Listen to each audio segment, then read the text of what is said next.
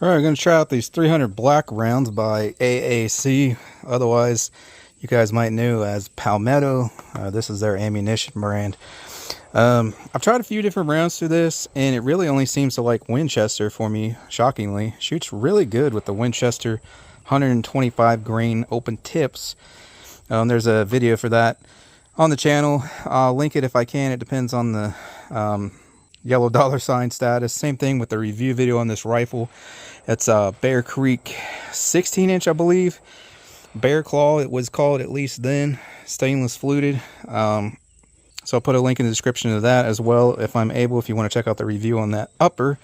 But I want to try out this ammo and see how well it does. And also, very likely here in a few months, once it cools down some and I can start gel tests again, I might have gel tests coming up on these. I mean, this one's just an FMJ, but I'm definitely interested in seeing what these do in some ballistics gels. So I may have that coming up for you guys at some point as well, but just want to see how they shoot out of my gun today as far as accuracy goes. Because like I said, so far only the Winchesters shoot good for me. I can't remember if I tried S&B or not. I know I tried Federal and it didn't like those, but we're going to shoot some groups down here at 100 yards and see how they do. So I'll start out. First group, we'll do these 125 FMJs here, and then do the 110, what they calling these Sabre black tips, a little ballistic tip on there. We'll do the second. So I'll do a group of each back to back, and then might try 2 more groups depending on what they do down there. And there's a peek at the ammunition for you. So those are the FMJs, and there's those black tips.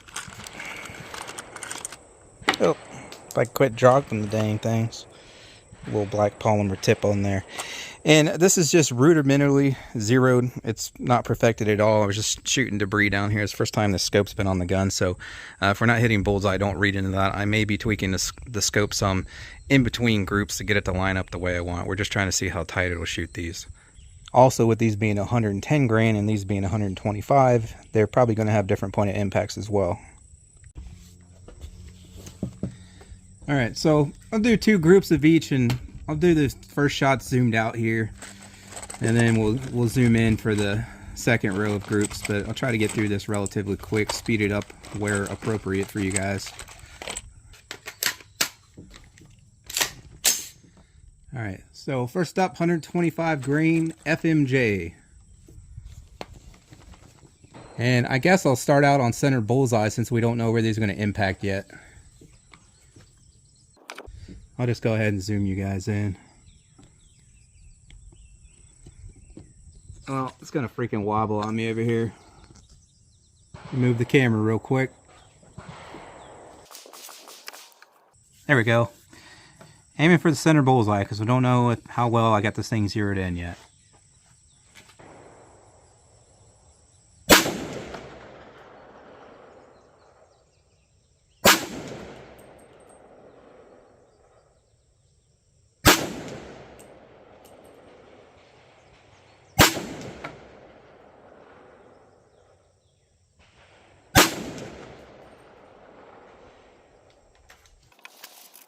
Alright, not too bad, kind of rapid fire, so I could tighten that group up a little bit, which I'll try better on these second groups with each. But now we'll switch over to those 110 grain black sabers real quick. I'll go for the dot on the top with these.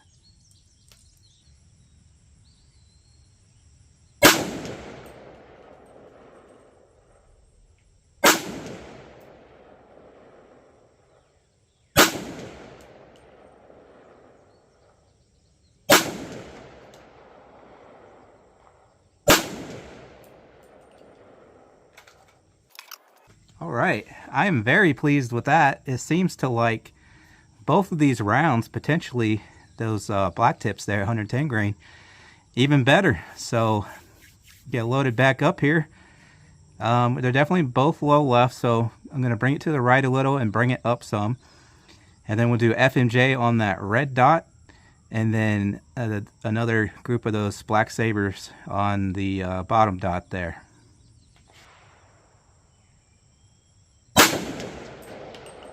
Woo! Forgot my ears.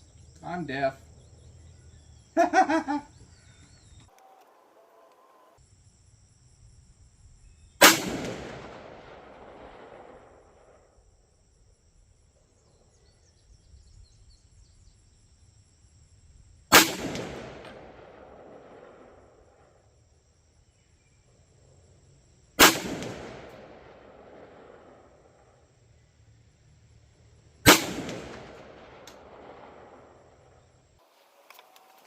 I was thrown for a loop with that first shot, not having worn ears. I had to have pulled that first shot because look where it is compared to the last four. The last four are practically touching.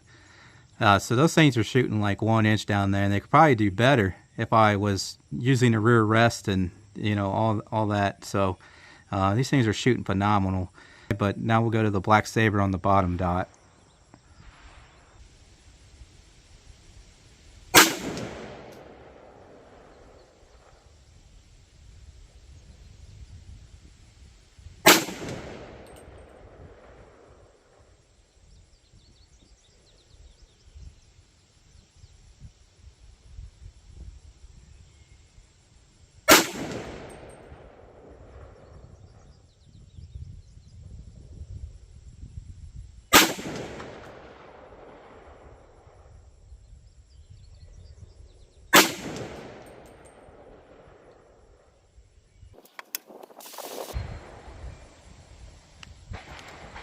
Yeah, let me show you guys that target. I don't think there's any question that this is good stuff. I noticed on that last group there, the second shot, I pulled a little low right, because, or low at least, because like I said, I got no rear support on this or anything, just shooting off this bag, which is pretty decent rest. But, you know, I can see some wiggle while I'm shooting, so I got that, and then I'm pulling the shots a little bit here and there. So, wow, the focus is terrible. There we go. So yeah. It shoots both of those really freaking good. But let's go down there and look at it. Before I do that, though, I got a steel out there at 300 yards I'm going to hit. But if you notice those last two groups, so with the 125 grain FMJs, again, disregarding that shot I pulled high there, they're definitely still averaging a little left. Whereas those 110 grain from them with the black tip, those are lined up. They're not left at all. So there is a slightly different point of impact. It seems to average a little lower with the 125 grain, which makes sense because it's a slower bullet. But the 125 grain also shoots a hair off to the left compared to those 110s with the black tip. Those are lined up for me. So we'll go out here. Where are we at there? 300 yards, I have a 16-inch steel gong set up. I just want to take a few shots with that, and hit that a few times before we head down there and check out that target. So this is a BDC scope, but it's calibrated for 5.56, but I think it's still going to be close for 300 black out here. I'll just have to see where we hit if we miss and adjust accordingly. A little Kentucky windage if necessary. So let's try a few shots out here at 300. I'll do 3 with the 125s and 3 with the 110s.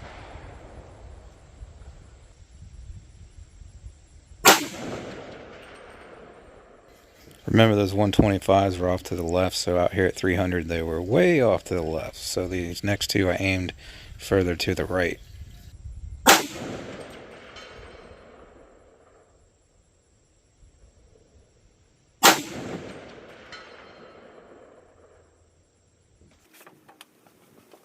Yeah, it looks like you guys can see that in the camera pretty decent. So remember, I said those were off to the left compared to the 110s.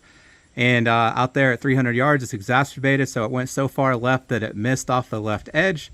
So I aimed off to the right there to hit the plate, and you can see those two shots almost touching down there at 300 yards, just low on the plate there. So it is a little lower than the 300 yard mark, but again, that was calibrated for 5.56, not 300 blackout. So these 110s should shoot a little higher, plus they're lined up. So I'm just going to aim dead on with the 300 yard mark with these 110s now and see where they hit. I'm not quite sure where this hit other than low, but I jerked the shot too, so it was my fault.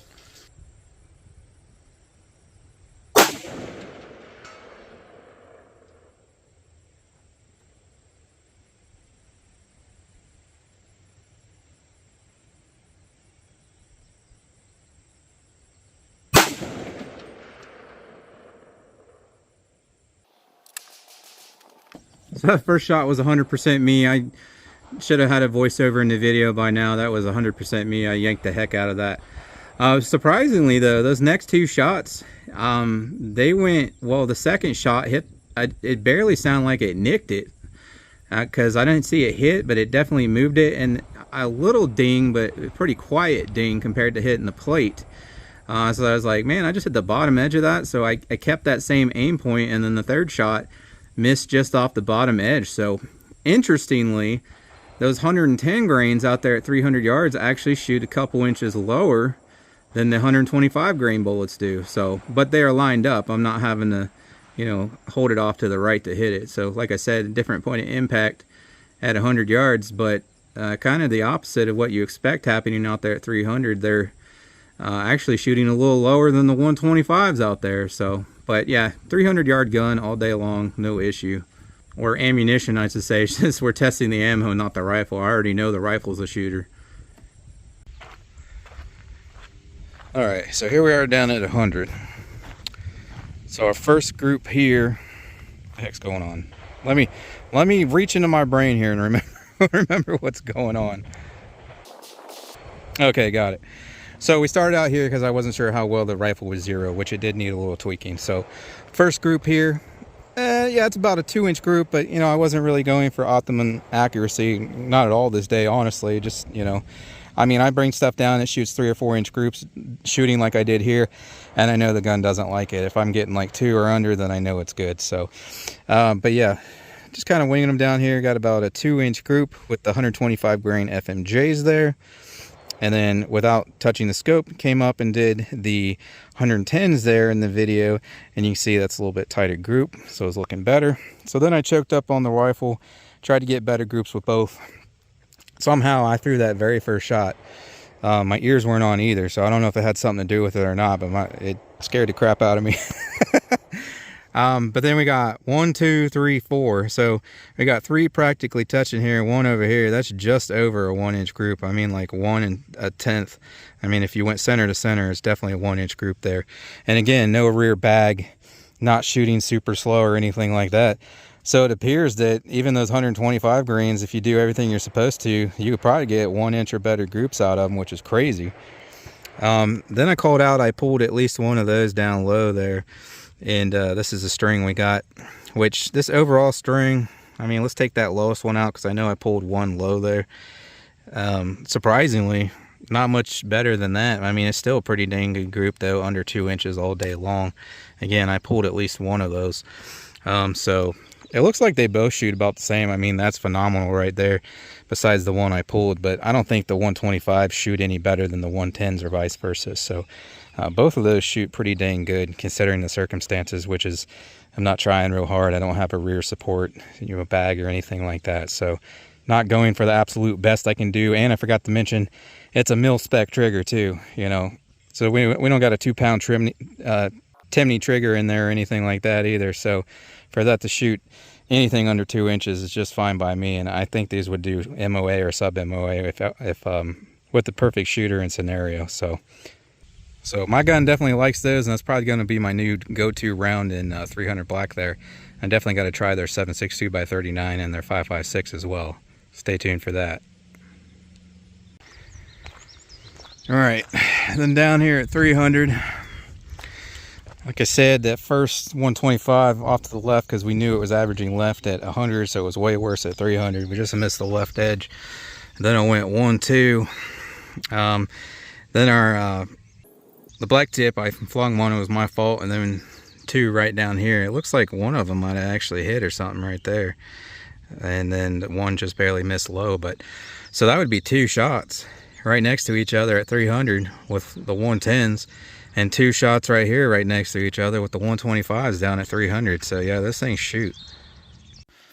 So yeah, this definitely seems like some pretty good stuff, especially for the price. So definitely worth trying out in your platform to see if yours likes it as well. Again, don't forget I'll have my other 300 blackout videos linked in the description if you want to check those out. For any of the products you see me use in my videos, I'll have that linked in the description as well. Like target stand, paper targets I use, steel targets, safety glasses, earmuffs, shooting bag, and more, all linked in the description. Appreciate you stopping by and checking this one out, and I hope to catch you on the next one.